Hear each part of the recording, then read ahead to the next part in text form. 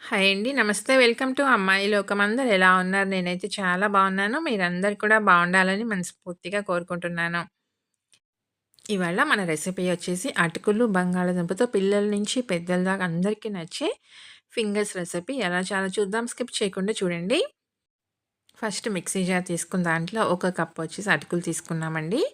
ఇవి ముద్దటుకులు. దీనికి మీరు పలుచగా ఉన్నవైనా, మీడియం అటుకులైనా ఏదైనా గానీ యూజ్ చేసుకోవచ్చు. దీన్ని మెత్తగా పౌడర్ లాగా చేసుకొని తెచ్చుకుందాము. మరీ మెత్తగా అయితే అవ్వదండి. వీలైనంత మెత్తగా గ్రైండ్ చేసుకుందాం. మనం ఒక కప్ అటుకులు తీసుకున్నాం కదా! మిక్సీ పట్టుకున్నాక ముప్పావు కప్ మనకి పౌడర్ అయితే వచ్చిందండి. 2 మీడియం సైజ్ బంగాళదుంపలు ఉడకబెట్టి పక్కన పెట్టుకున్నాము. వాటిని ఆరిన తర్వాత ఇలా కట్ చేసేసుకొని మిక్సీ జార్‌లోకి వేసుకుందాం. ఒక పచ్చిమిర్చి, ఒక పావు కప్ వరకి నీళ్ళు యాడ్ చేసుకుందామండి. యాడ్ చేసి దీన్ని మెత్తగా పేస్ట్ లాగా చేసుకొని తెచ్చుకుందాము. దీన్ని మిక్సింగ్ బౌల్‌లోకి మార్చుకుందాం.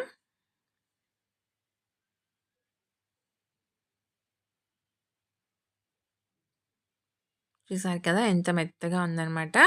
ఇలా ఉండాలి మనకి.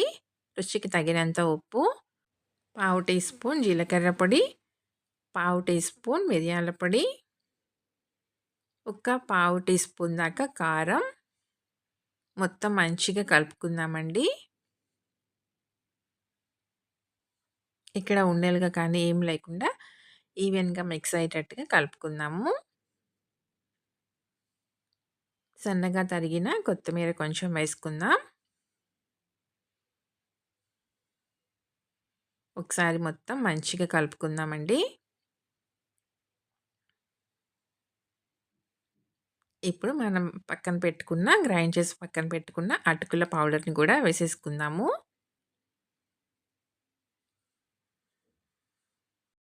మొత్తం మంచిగా కలిపేసుకుందామండి. ఈ అటుకుల పౌడర్ అనేది మొత్తం మనకి చక్కగా పీల్చేసుకుంటుందనమాట. ఇందులో ఉన్న తేమంతా పీల్చుకుంటుంది. ఇలా కలిపేసేసుకుని దీన్ని మూత పెట్టి ఒక 5 నిమిషాల పాటు పక్కన పెట్టుకుందాము. మంచిగా సెట్ అవుతుందండి మనకి. ఇప్పుడు 5 నిమిషాల తర్వాత చూద్దాం. మనకి ఇందాక చాలా పల్చగా ఉంది కదా! కానీ ఇప్పుడు మనకి కొంచెం దగ్గర పడిందనమాట. ఇప్పుడు దీంట్లో వచ్చి 3 టేబుల్ స్పూన్లు బియ్యం పిండి వేసుకుందామండి.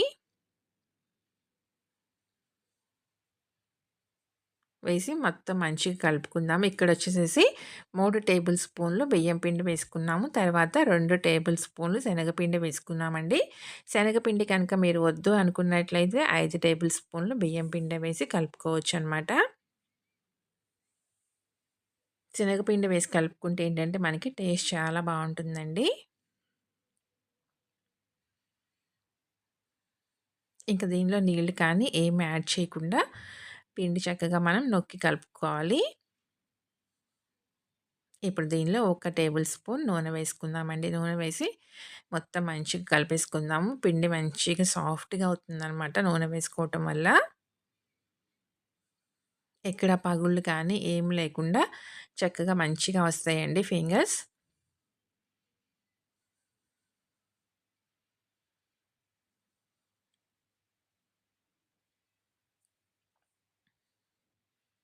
చూసారు కదా! ఇలా సాఫ్ట్‌గా ఉండాలి పిండి. ఇప్పుడు మనం చిన్న చిన్న పిండి ముద్దల్లాగా తీసుకొని రోల్ చేసుకుందామండి.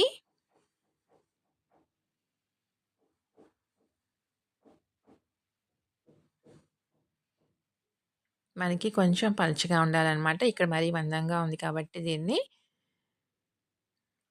ఇలా రోల్ చేసుకుందాము.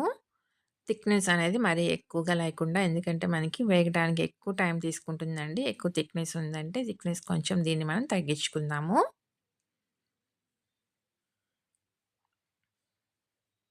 ఒక కప్పు అటుకులు తీసుకున్నాం మనం. తర్వాతొచ్చేసేసి 2 బంగాళదుంపలు ఉడకబెట్టుకొని తీసుకున్నామండి. తర్వాతొచ్చేసి 3 టేబుల్ స్పూన్లు బియ్యం పిండి, 2 టేబుల్ స్పూన్లు శనగపిండి వాడుకున్నామండి. మొత్తం రెసిపీకి మనం కరెక్ట్‌గా సరిపోతుందనమాట. ఇక్కడేంటంటే మొద్దటుకులు తీసుకోవటం వల్ల ఏంటంటే నాకు కొంచెం పిండి అనేది ఎక్కువ పట్టిందండి. మీరు కనుక పంచగా అటుకులు తీసుకున్నారనుకోండి, దానికి తగినట్టుగా శనగపిండి, బియ్యపు పిండి అనేది హాఫ్ హాఫ్‌గా వేసుకోండి సరిపోతుంది. అంత పిండయితే పట్టదు. చూసారు కదా! మనకి చక్కగా ఫింగర్స్ రెడీ అయిపోయినాయండి.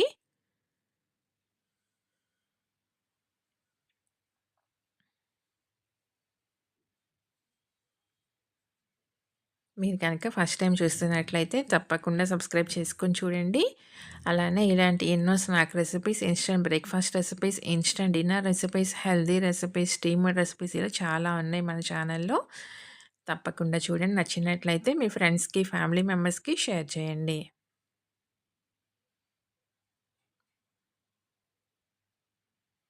అన్నీ ఇలానే రెడీ చేసుకొని మనం పక్కన పెట్టుకుందామండి ప్లేట్‌లో. మనకు వేపుకునే దానికి వీలుగా ఉంటుంది.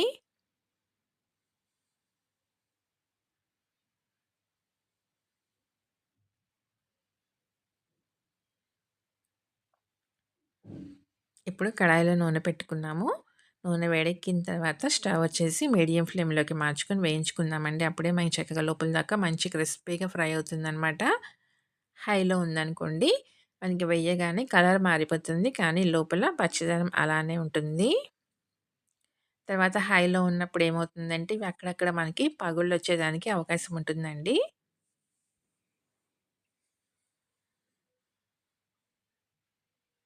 అందుకని స్టవ్ వచ్చేసి మీడియం ఫ్లేమ్‌లో పెట్టుకొని వేయించుకుందాము. చక్కగా అన్ని పక్కల ఈవెన్‌గా ఫ్రై అవుతుంది.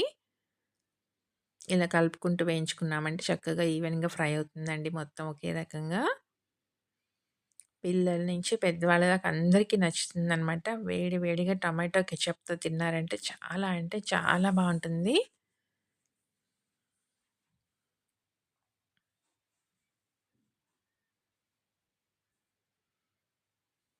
చూసారు కదా! చక్కగా వేగినియి. పైన మంచి క్రిస్పీగా అనమాట. లోపల సాఫ్ట్‌గా చాలా బావుంటుందండి టేస్ట్ అయితే. తప్పకుండా ట్రై చేసి చూడండి. మీకెలా వచ్చిందో కూడా నాకు తప్పనిసరిగా కమెంట్ చేయండి. అలానే వీడియో నచ్చినట్లయితే తప్పకుండా సబ్స్క్రైబ్ చేసుకొని ఒక లైక్ ఇచ్చేయండి. మీ ఫ్రెండ్స్‌కి, ఫ్యామిలీ మెంబర్స్‌కి షేర్ చేయండి.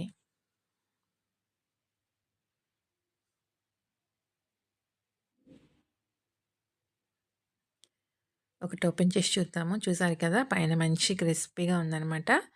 లోపల సాఫ్ట్‌గా చాలా బావుందనమాట. టేస్ట్ అయితే తప్పకుండా ట్రై చేసి చూడండి. ఈరోజు రెసిపీ అయితే ఇంతేనండి. రేపు ఇంకో కొత్త రెసిపీతో మీ ముందుకొచ్చేస్తాను. Thank you for watching.